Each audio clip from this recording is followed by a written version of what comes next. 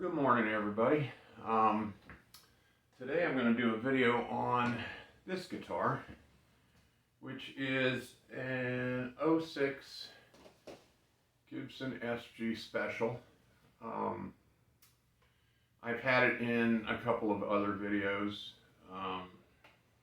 but I thought before I do the actual video on the guitar and talk about the guitar itself, I wanted to cover a couple of other things that I think are of interest or of value.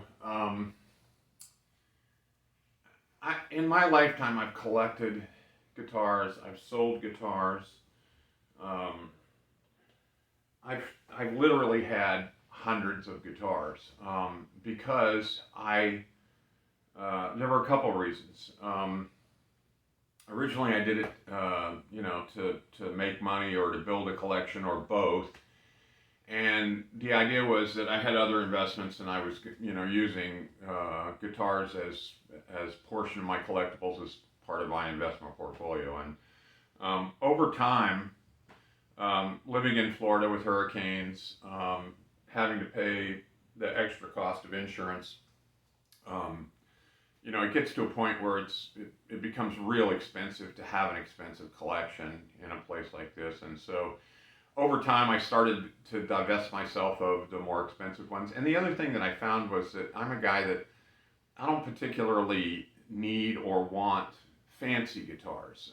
Any guitar that I own has to have utility and purpose, or I really am not interested. So a lot of the higher end stuff I just started getting rid of, and really spent more time chasing sound and feel and the things to me that were more valuable than the guitars as an investment. So people have different reasons for buying guitars. There's a lot of videos about guitar acquisition syndrome, which is basically that impulse buy to just go get something and then figure out later whether or not you like it. And I've certainly had that to some degree in my life. There's that, ooh, it's new, it's shiny, it's, the greatest thing. Guys on YouTube produced a bunch of videos and said it was awesome, so I'm going to go get one. And, sometimes you find out they were right, and sometimes you find out it was, a load of crap, honestly. So, I don't do a lot of buying now. I'm actually trying to get the amount of guitars I have down to just a few that I really, really like and that I'll play for a long time. And so as I've gone through that process over the last about 2 years, I spend a lot more time shopping. I just did that Yamaha FG800 video, and that was a guitar that, looking for a relatively inexpensive, high quality, good sounding guitar was a real challenge. And again, I wanted that because I want that to be a utility guitar that I can, drag around anywhere and don't have to worry about it. And, my Martin that I have now and what I'll end up with later will be a closet queen pretty much, but pull it out for doing recording, recording music. I'm trying to transition away from digital 8-track machine to DAW.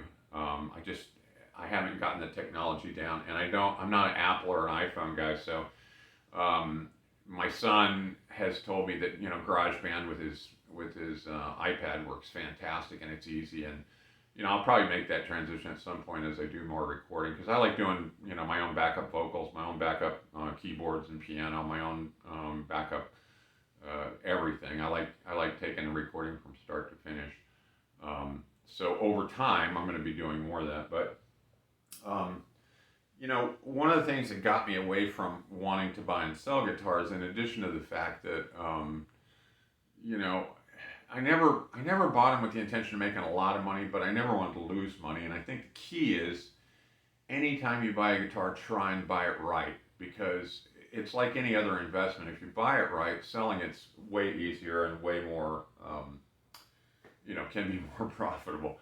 But I've never lost money on guitars, and there have been times when I've made some money, but to make a living at it, it's kind of a dog eat dog world. I know guys that do all the guitar shows, and they buy and sell a lot of stuff, and it's I'm kind of done with that rat race. My life in retirement is more geared toward a kinder, gentler world. I make these videos for entertainment and try and give a little knowledge.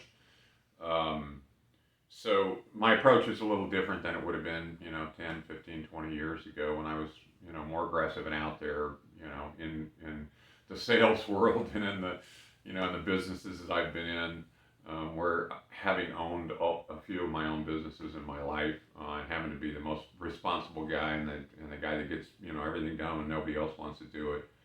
I'm glad those days are behind me, and I'm glad that what I'm focusing on now is, finding instruments that have value to me from an artistic standpoint, whatever that is. Like I said, if it's sound or the feel or the touch or the tactile part of it or something that I just really always wanted. So I still like buying, like I just did a video on the cheapest guitar on Craigslist last week, and I still like stuff like that. That I'll probably still continue to do because that's fun. It's an inexpensive hobby. I can create something that somebody else will get to play at a low cost, and it's a good therapy for me when I have downtime from doing the other more demanding things that I've got going in my personal life. So with that, I want to talk a little bit about this guitar, and I'm cheating. I'm using my notes over here. This is a 2006 Gibson SG Special with a walnut finish, but it's actually a mahogany guitar.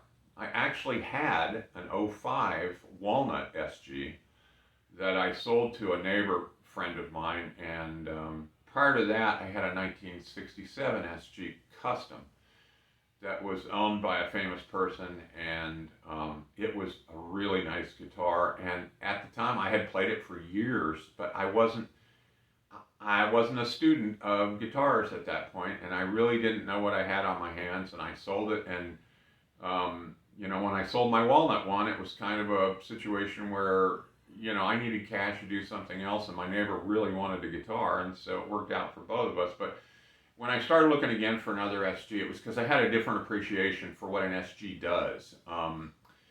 It's a hard rocker guitar if that's what you want it to be. But over the years, my tastes have softened, and my desire to play different kinds of music with less distortion and less gain have changed.